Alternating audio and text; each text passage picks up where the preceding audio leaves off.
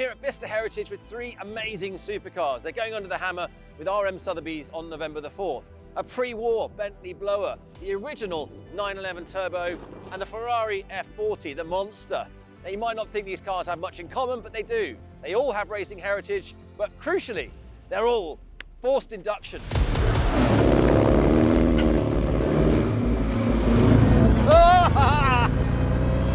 can see why Birkin wanted this extra power. It's just so juicy, and there's no build-up lag like you get with the turbo. With this supercharger, it's slave to the crankshaft, so you've got constant power ready under your right foot.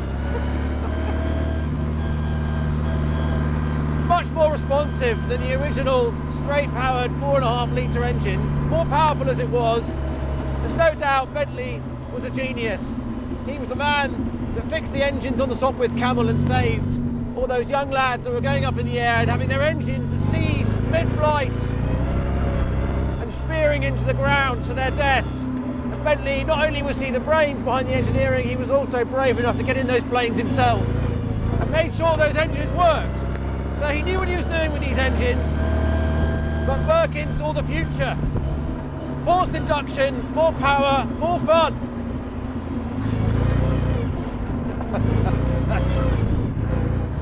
1929, this is the spec of car that was racing at Le Mans, and although this one didn't race at Le Mans itself, very much based on it, and Bentley was the talk of the town. They won Le Mans 5 times. It's the reason that Ian Fleming put James Bond in a Blower Bentley for his works car, because of the excitement around this new technology. And back then, people heard about these cars racing at Le Mans, and they could buy the same specification and drive it on the road like I am now, where I'm on a track, but you get what I'm saying. Phenomenal advertising. That's how they did it back then. And this car is not some sort of Concours princess. It's been ragged hard every day of its life, driven daily practically. It's been raced, it's been taken to Le Mans, not a museum piece, and that's the wonderful part about it. It's a driver's car. You can really have fun with it. You can race it on track, you can drive it down the pub, take your mates out cruising. It's an absolute all-rounder, a real belter. The other great thing is, because it's being used, it's being worked on all the time, and it means as things go wrong and they get a bit too old, they just change them out, but they've kept everything in period, and I think that's what really counts. To me, it feels like a really original, oily, smelly Bentley, exactly the way it's supposed to be, and drivable, exactly the way it's supposed to be. Proper laugh. I suspect the owner is going to possibly regret selling it. What I wouldn't give for a long French country road.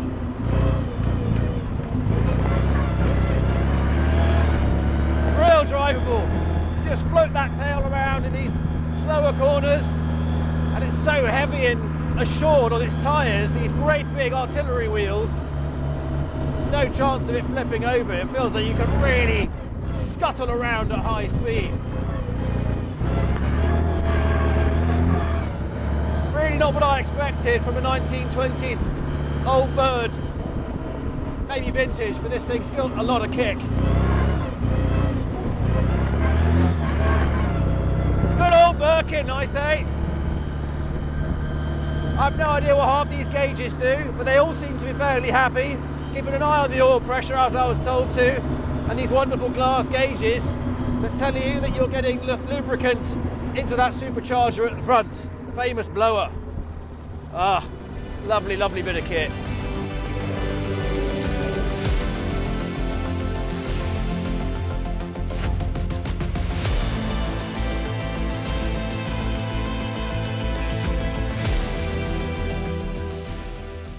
The Porsche 911 Turbo is an icon, and this is where it all began. The 930 that was released in 1975 that instantly proved itself in competition.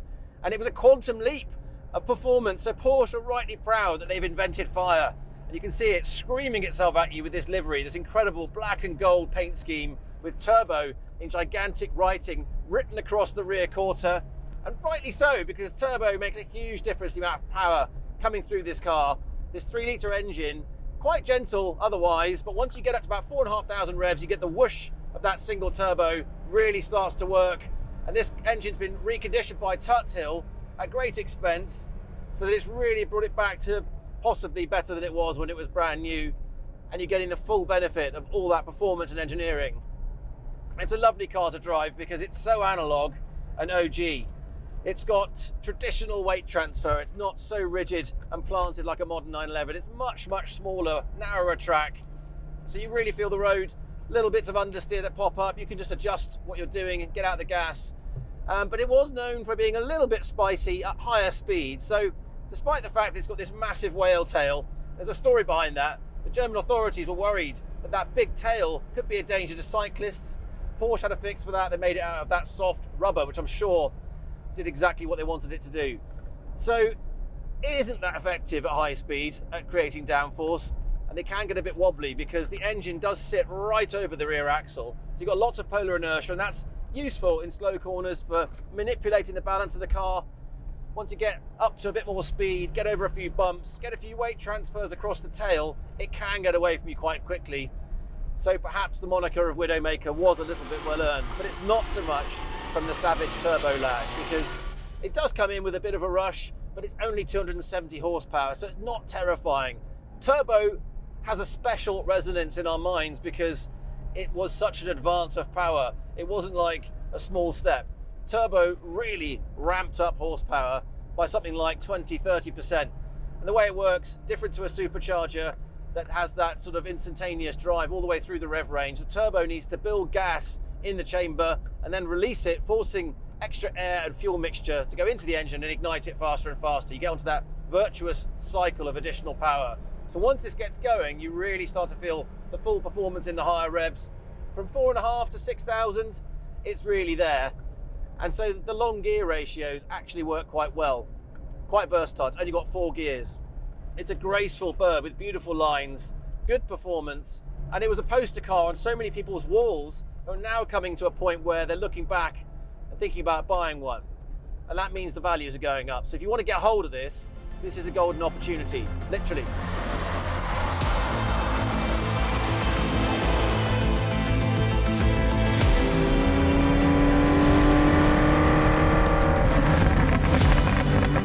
The sound of this Ferrari is just mega.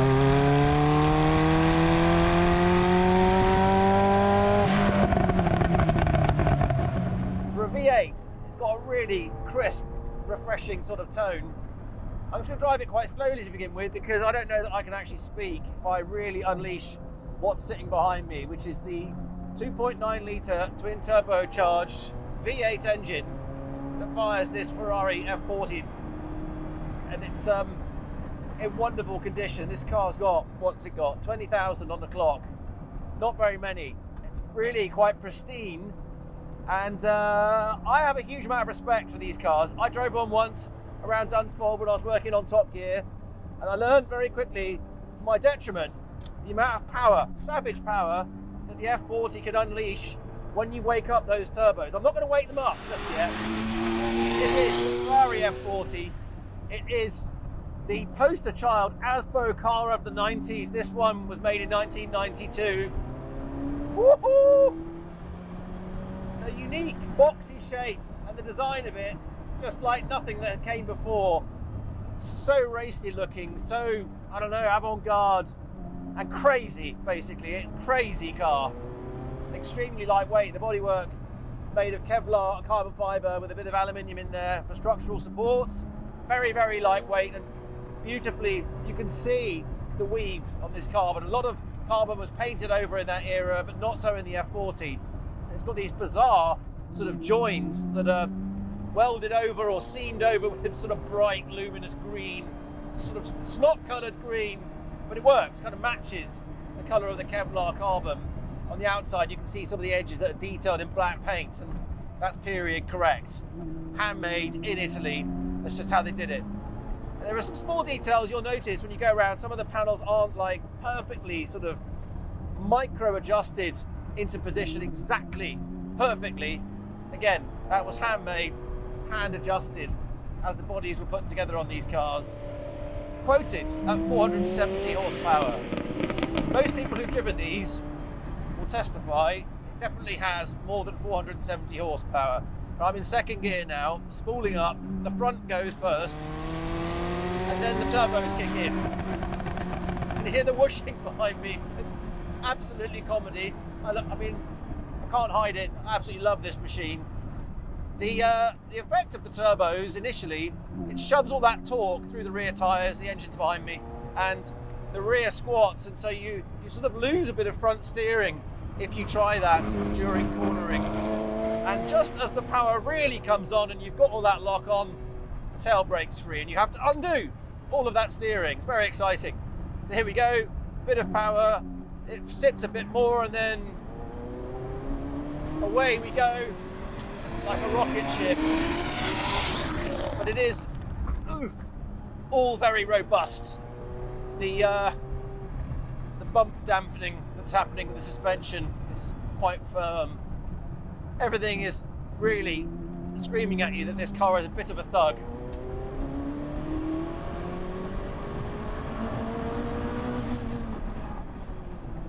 And no ABS. I love it. It just makes a beautiful sound. That V8, it's like nothing else I've ever heard. It's got a really beautiful bark to it. Baritone bass as well, but it's got a very peppery sound to it. High revving, really sensational. It's a real occasion when this thing spools up and fires you down the road. There's the bark, baritone, into the soprano.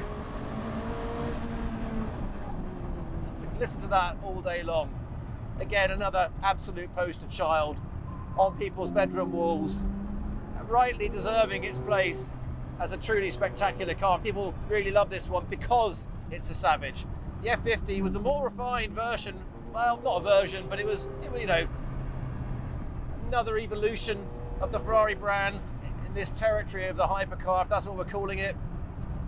But people come back to this one because it's primitive. It's a caveman in a supercar body. And the interior really speaks to that. It's got this felt dashboard, which just feels so out of place in a road car, but actually you kind of get used to that type of vibe in a racing car. Things are very, very basic. Still very well laid out. My head is almost touching the ceiling. If you're above 6 foot tall, your hair is probably going to be skimming along. You're not going to be able to wear a helmet in here.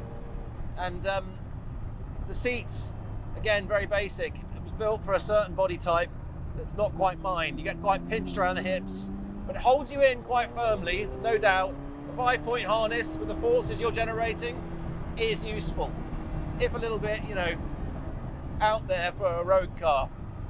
But I love it.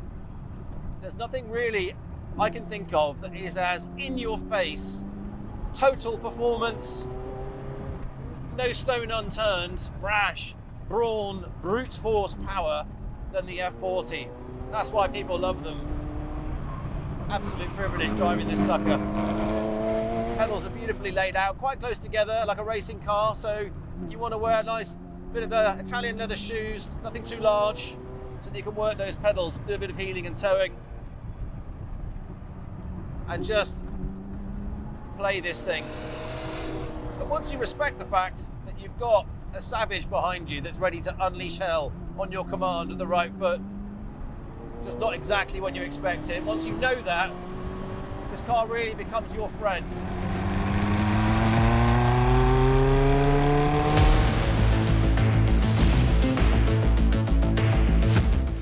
Three purebred supercars, brutal in their own right, original and intact. The Bentley Blower from 1929, still a daily driver. The Porsche, the original turbo, a living piece of history. The Ferrari F40, absolutely berserk. All on sale with RM Sotheby's on November the 4th. If you want to add some spice to your life, get involved.